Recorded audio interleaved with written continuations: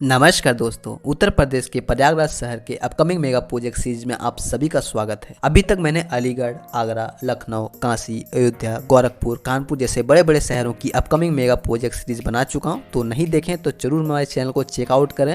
फिलहाल आज की इस वीडियो में प्रयागराज से जुड़े कुछ महत्वपूर्ण प्रोजेक्ट के बारे में डिस्कस करेंगे और देखेंगे कि कौन कौन से प्रोजेक्ट अभी प्रयागराज में अंडर कंस्ट्रक्शन है और कौन कौन से अभी फिलहाल में ही प्रपोज किए गए हैं। तो वीडियो को पूरा देखना, एंड तक देखना। अच्छा लगे तो लाइक शेयर सब्सक्राइब जरूर करना। किसी भी तरह का क्वेश्चन हो तो आप मैं इंस्टाग्राम पर पूछ सकते हैं, लिंक डिस्क्रिप्शन बॉक्स में दे रखा है, तो जरूर पूछें। तो चलिए दोस्तों, वीडियो को शुरू करते हैं। प्रयागराज की पहली बड़ी प्रोजेक्ट है 6 lane extra dose bridge project. Transport and highway ministry द्वारा कंस्ट्रक्ट किया जा रहा है यह extra dose bridge Uttar Pradesh की पहली 6 लेन एक्स्ट्रा डोज ब्रिज होगी, जो प्रयागराज की गंगा रिवर पर बनाया जा रहा है। यह पूरा ब्रिज एक केबल स्टे ब्रिज होगा, जिसकी लेंथ तकरीबन 3.8 किलोमीटर होगी। वहीं पूरा ओवरऑल लेंथ की बात करें तो तकरीबन 10 किलोमीटर लंबी हाईवे होगी। इस ब्रिज को हरसा से लेकर स्टैली रोड के वैली हॉस्पिटल तक बनाया जाना है, जिसकी डेडलाइन 2024 दे रखी है। इस ब्रिज में तकरीबन 67 पिलर का भी बनाया जाना है, जिससे यह ब्रिज का ढांचा ठीक कर सके और लंबे समय तक यह एग्जिस्ट कर सके। और इतना ही नहीं, जब यह केबल स्टे ब्रिज बनकर तैयार होगी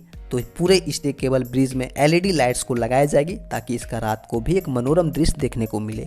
रिपोर्ट्स के अनुसार यह पूरा ब्रिज बनाने में तकरीबन 2000 रुपये की खर्च आने वाली है, जो फिलहाल अंडर कंस्ट्रक्शन है।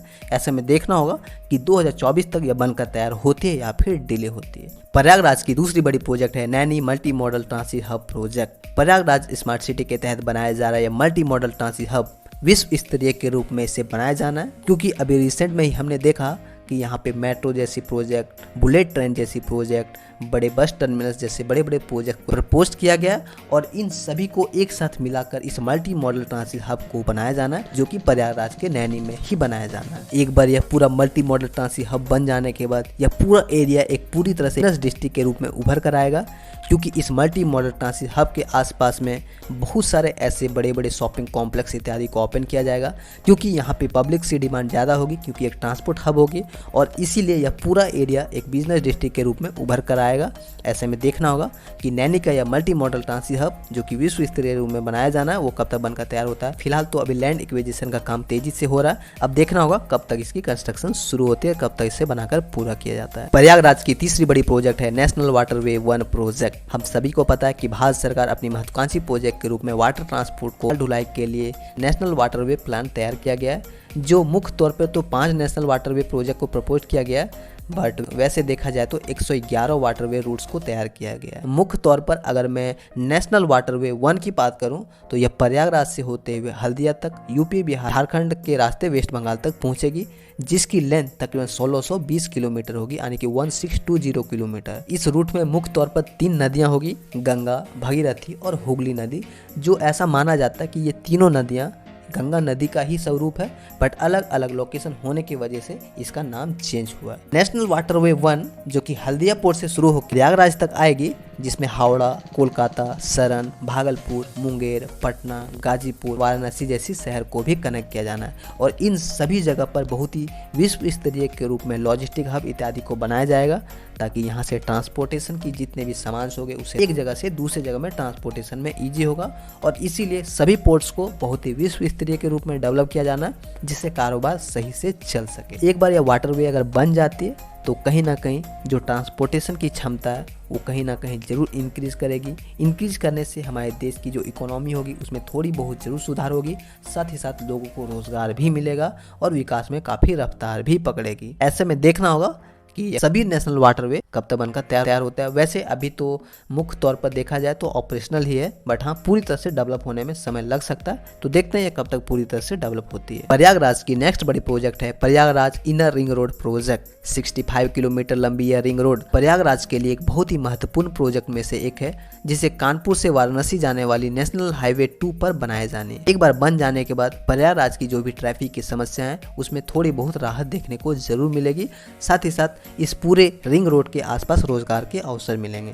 फर्स्ट फेज के तहत तकरीबन 30 किलोमीटर तक तकरीबन 3000 करोड़ की लागत से बनाया जाएगा, जो पालपुर से लेके मिर्जापुर मार्ग से होते हुए सहसो बाईपास तक बनाया जाएगा, जिसमें 3 बड़ी बड़ी ब्रिज को भी बनाया जाना है और इन तीनों ब्रिज को बहुत ही विश्व स्तरीय के रूप में बनाया जाना है। पहला ब्रिज लवायन गांव में बनाया जाना है, जो कि यमुना रिवर के ऊपर होगी, जिसकी एस्टिमेट कॉस्ट तकरीबन 1800 करोड़ होगी। दूसरा ब्रिज गुरेसर में बनाया जाएगा जो कि 800 करोड़ की लागत से बनाया जाएगा, और तीसरा ब्रिज बक्सी गांव में बनाया जाएगा जिसकी लागत 600 करोड़ पर इन तीनों को ब्रिज को कनेक्ट करके रिंग रोड का बनाया जाना जो कि मुख्य तौर पर 6 लेन हाईवे होगी और एक बहुत ही विश्व स्तरीय के रूप में बनाया जाएगा। तो देखना होगा कि यह प्रयागराज का इनर रिंग रोड प्रोजेक्ट कब तक बनकर तैयार होता है। वैसे अभी फिलहाल जमीन अधिग्रहण का काम किया जा रहा है क्योंकि रिंग रोड को 2025 कुंभ मेले के आयोजन से पहले बनाकर तैयार कर दिया जाना है। ऐसे में देखते हैं कि कुंभ मेला 2025 से पहले बनकर तैयार होती है या फिर डिले होती है। वहीं हमारा प्रयागराज का नेक्स्ट बड़ा प्रोजेक्ट है light metro project. Prayagraj smart city के तहत प्रपोज किया गया Prayagraj light metro project 2 route पर संचालन शुरू करने के लिए योजना बना रही है। पहली रूट जो होगी वो पूरा मुफ्ती से लेके नैनी तक बनाया जाना है जिसकी लेंथ तकरीबन 20 किलोमीटर होगी। दूसरी रूट फाफामऊ से लेके झुंसी तक 17 किलोमीटर लंबे रूट का निर्माण किया जाएगा जिसमें दोनों रूट्स को मिला लिया जाए तो तकरीबन 20 स्टेशन का बनाया जाना है। सभी स्टेशन 2 किलोमीटर के गैप पर बनाया जाएगा ताकि यात्रियों की आवाजाही में कोई भी तरह का दिक्कत ना हो और कम से कम डिस्टेंस में होने से सभी लोगों को बेनिफिट्स होगा। ऑफिसर्स का कहना है कि 2025 महाकुंभ मेले से पहले ही से तैयार किया जाना है जिसके लिए यूपी बजट 2022-23 में कुंभ मेला आयोजन के लिए 100 करोड़ रुपए अलॉट किए गए। या पूरा लाइट मेट्रो प्रोजेक्ट के लिए 8000 करोड़ रुपए की खर्च आने वाली है। ऐसे में देखना होगा कि यह लाइट मेट्रो प्रोजेक्ट जो कि प्रयागराज में बनाया जाना है वो कुंभ मेला से पहले बनकर तैयार होती है या फिर डिले होती है। वैसे रिपोर्ट्स का यह भी मानना है कि कोशिश तो पूरी रहेगी बट देखना होगा कि 2025 कुंभ मेले से पहले तैयार होती है या फिर डिले होती है। नेक्स्ट बड़ी प्रोजेक्ट है सरस्वती हाईटेक सिटी प्रोजेक्ट।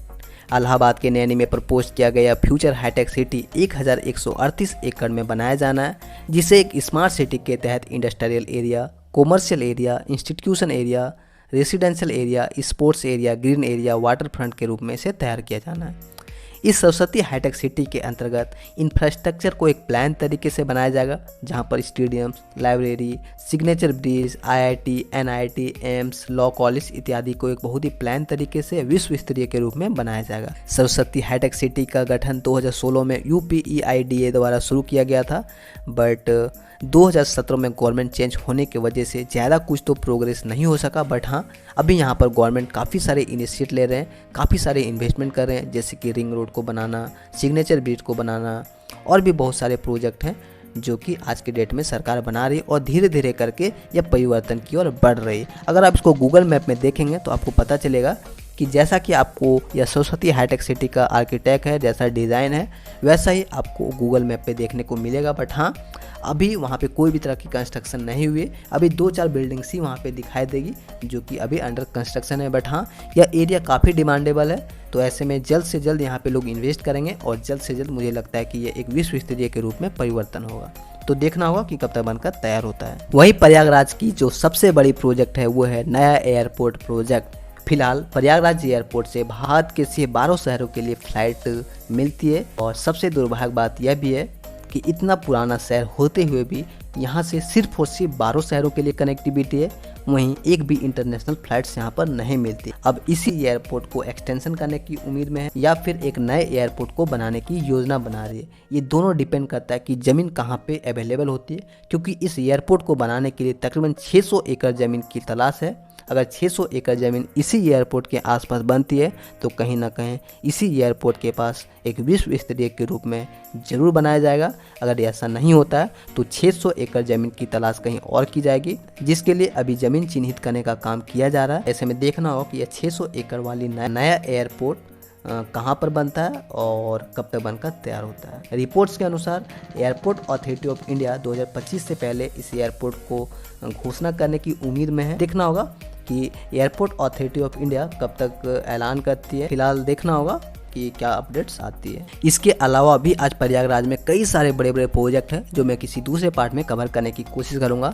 जैसे कि मुख्य तौर पे अगर मैं मोटा मोटे अगर बताऊं तो फ्लोटिंग रेस्टोरेंट को बनाया जाना है, लखनऊ प्रयागराज एक्सप्रेसवे को बनाया जा रहा है, दिल्ली प्रयागराज बुलेट ट्रेन को बनाया जाना है, आर्ट गैलरी ब्रिज को बनाया जाना है, रेलवे स्टेशन का रीडेवलप किया जाना है, संगम रिवर फ्रंट को भी रीडेवलप करके विश्व स्तरीय के रूप में बनाया जाना है, गंगा एक्सप्रेसवे का काम चल रहा है, लुलु मॉल प्रोजेक्ट को भी लखनऊ के जैसा ही होगा।